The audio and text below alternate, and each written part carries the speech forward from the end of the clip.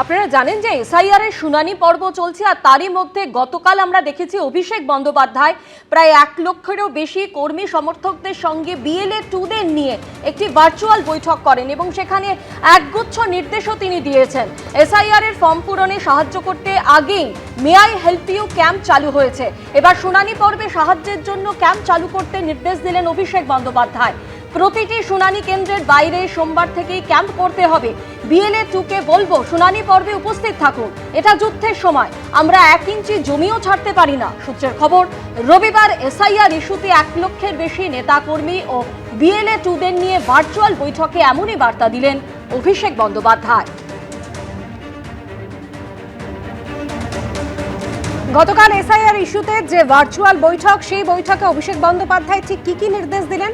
সূত্রের খবর, গতকালের যে ভার্চুয়াল বৈঠক সেখানে প্রতিটি শুনানি কেন্দ্রের বাইরে সোমবার থেকে ক্যাম্প করতে হবে এমনই নির্দেশ দিয়েছেন অভিষেক বন্দ্যোপাধ্যায়ের বক্তব্য। চেয়ার টেবিল নিয়ে বসুন, বিএলএ 2কে বলবো শুনানি পর্বে উপস্থিত থাকুন, এটা যুদ্ধের সময়, আমরা 1 ইঞ্চি জমিও ছাড়তে পারি না। তিনি আরো বলেন, এদের ষড়যন্ত্র আরো গভীর। ফের কার্যত ম্যান মার্কিং এর নির্দেশ দিয়ে অভিষেক বন্দ্যোপাধ্যায় বলেন, আরো 1.5 মাস বিএলওদের ছায়া সঙ্গী হিসেবে থাকতে হবে।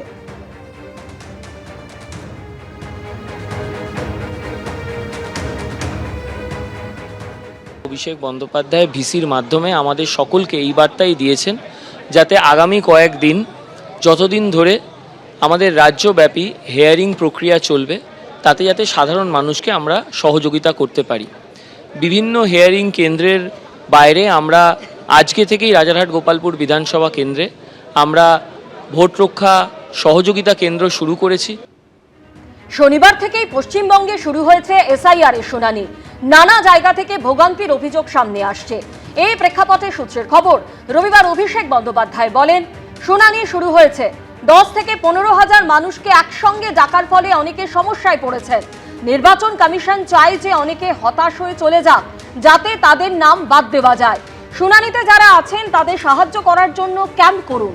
বিএলএ 2কে বলবো শুনানি পর্বে উপস্থিত থাকুন।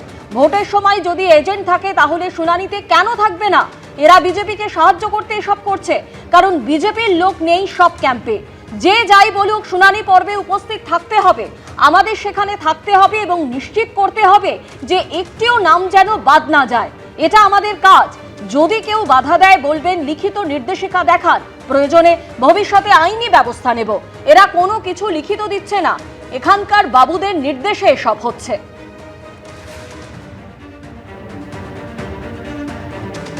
এদিন অভিষেক বন্দ্যোপাধ্যায় আরো বলেন, এসআইআর নিয়ে আমরা লড়াই করব। দোলা সেন এসআইআর নিয়ে মামলা করেছেন, কল্যাণ বন্দ্যোপাধ্যায় লড়াই করছেন। মানুষকে দরকার হলে বাড়ি থেকে তুলে নিয়ে গিয়ে টোটো অটোতে করে শুনানি কেন্দ্রে নিয়ে যেতে হবে।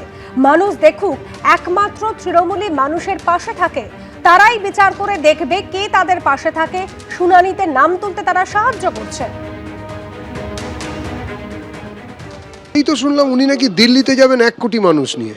কালকে নাকি নির্বাচন কমিশনের ঘরে গটগট করে ঢুকে পড়বেন। সর্বাধিনায়কের এ কি হলো? হঠাৎ করে এইসব বলছেন, ক্যাম্প ট্যাম্প করবে সাধারণ মানুষের জন্য। এদিনের ভার্চুয়াল বৈঠকে অভিষেক বন্দ্যোপাধ্যায় আরো বলেন, কোথাও কোনো মৌখিক নির্দেশে নিজেদের কাজে পিছিয়ে আসবেন না। ঠিক যেভাবে তৃণমূলের সৈনিকরা ভোটের দিন বুথ আগলে রাখেন, এখানে সেইভাবে লড়াই করতে হবে। নতুন নাম যুক্ত হলে সেটা বৈধ না অবৈধ সেটা দেখতে হবে বিএলএ 2দের। বাড়ি বাড়ি গিয়ে ঘুরে সব বাদ দেওয়া নামের বিষয় খতিয়ে দেখতে হবে।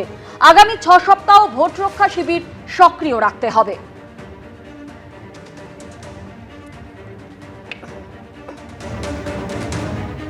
এরা ভারতে ডিএনএ পরিবর্তন করতে নেমেছে, বাংলার ডিএনএও বদলে দিতে চায়। এটা একমাত্র তৃণমূলই পারে আটকাতে। বিএলএদের সঙ্গে ভার্চুয়াল বৈঠকে বিজেপিকে নিশানা করে বললেন অভিষেক বন্দ্যোপাধ্যায়।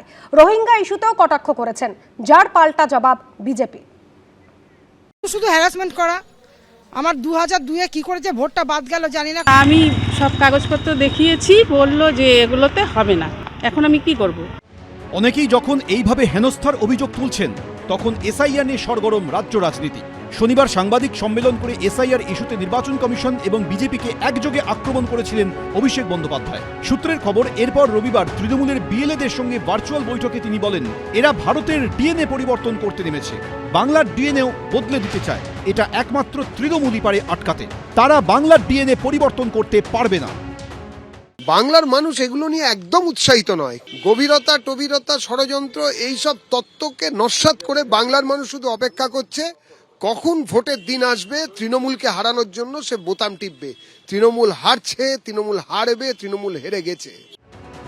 এসআইআর চলাকালীন শয়ে শয়ে অনুপ্রবেশকারীকে বাংলাদেশে ফিরে যেতে দেখা গেছে, কিন্তু খসড়া তালিকায় বাদ যাওয়া 58 লক্ষের মধ্যে কতজন বাংলাদেশি তার কোনো পরিসংখ্যান প্রকাশ করা হয়নি। সূত্রের খবর, এই নিয়ে রবিবার ভার্চুয়াল বৈঠকে অভিষেক বন্দ্যোপাধ্যায় বলেন, আমি আনন্দের সাথে জানাচ্ছি যে নির্বাচন কমিশন বিজেপির 1 কোটি রোহিঙ্গা ও বাংলাদেশি সংক্রান্ত দাবির বেলুনটি চুপসে দিয়েছে। এটা বোঝাই যাচ্ছে যে একটা অমানবিক প্রক্রিয়া, অবৈজ্ঞানিক প্রক্রিয়া এবং একমাত্র রাজনৈতিক উদ্দেশ্যে পশ্চিমবঙ্গের মানুষের যে ভোটাধিকার সেটাকে খর্ব করার জন্য এই প্রক্রিয়াটা চলছে। রোহিঙ্গা বা বাংলাদেশি মুসলমান তারা আনম্যাপেও যেমন আছেন, প্রয়োজনী ম্যাপিংয়েও আছেন। সেটা তো খোলেনি ইলেকশন কমিশন, সেটা খুললে তখন বুঝতে পারবেন কে রোহিঙ্গা আর কে বাংলাদেশি মুসলিম আর কে ভারতীয়। সূত্রের খবর, এসআইআর প্রক্রিয়ায় পরিযায়ীদের সমস্যার কথা তুলে ধরতে গিয়ে অভিষেক বন্দ্যোপাধ্যায় বলেছেন, পরিযায়ী শ্রমিকদের সশরীরে উপস্থিত হওয়ার কোনো বিজ্ঞপ্তি জারি করা হয়নি। প্রধানমন্ত্রী যদি বাংলায় এসে ভার্চুয়াল বৈঠক করতে পারেন, তাহলে ভার্চুয়াল শুনানি কেন হতে পারে না? আমার ব্যক্তিগতভাবে মনে হয় পরিযায়ী শ্রমিক হোক বা যারা চলৎশক্তি রহিত বা যারা অন্যরকম আছেন তাদের জন্য অন্যরকম ব্যবস্থা নেওয়ার প্রয়োজন। কিন্তু যেভাবে কমিশনকে বারবার কাঠগড়ায় দাঁড় করানোর চেষ্টা করছে তৃণমূল কংগ্রেসের মালিক থেকে শুরু করে সামান্য কর্মী অবধি, এইটা বোধহয় সংবিধানের সঙ্গে ঠিক ব্যবহার করা হচ্ছে না। অভিষেক বাবুই হন বা যিনি হন না কেন, তাদের থামা দরকার। শীত জাঁকিয়ে পড়লেও এসআইআর নিয়ে ক্রমেই উত্তপ্ত হচ্ছে পশ্চিমবঙ্গের রাজনীতি। কৃষ্ণেন্দু অধিকারী, অনির্বাণ বিশ্বাস, সমীরণ পাল, এবিপি আনন্দ। 5 দিনের মধ্যেই তাল কাটল জাতীয় মেলার স্বীকৃতি পাওয়া বিষ্ণুপুর মেলার। অভিনেতা জিতের অনুষ্ঠান ঘিরে চরম বিশৃঙ্খলা, ভিড় সামলাতে গিয়ে রীতিমতো নাকানি চোবানি খেতে হয় পুলিশকে। স্থানীয় সূত্রে খবর, গতকাল মেলায় চিত্র তারকা জিতের অনুষ্ঠানের শুরুতেই ধাক্কাধাক্কির পরিস্থিতি হয়। কিছুক্ষণের মধ্যেই কার্যত রণক্ষেত্রের চেহারা নেয় মেলা প্রাঙ্গণ। ভিড়ের চাপে ভেঙে পড়ে মঞ্চের সামনে থাকা ব্যারিকেডও। দর্শকদের একাংশের বিরুদ্ধে ভাঙচুর চালানোর অভিযোগ। পরে পুলিশ বাহিনী গিয়ে পরিস্থিতি সামাল দেয়। মেলার ভাঙচুরের অভিযোগে পাকড়াও করা হয়েছে বেশ কয়েকজনকে। গত পরশু বিষ্ণুপুর মেলায় অভিনেতা জিতের অনুষ্ঠানকে কেন্দ্র করে চরম বিশৃঙ্খলার পরিস্থিতির সৃষ্টি হয়।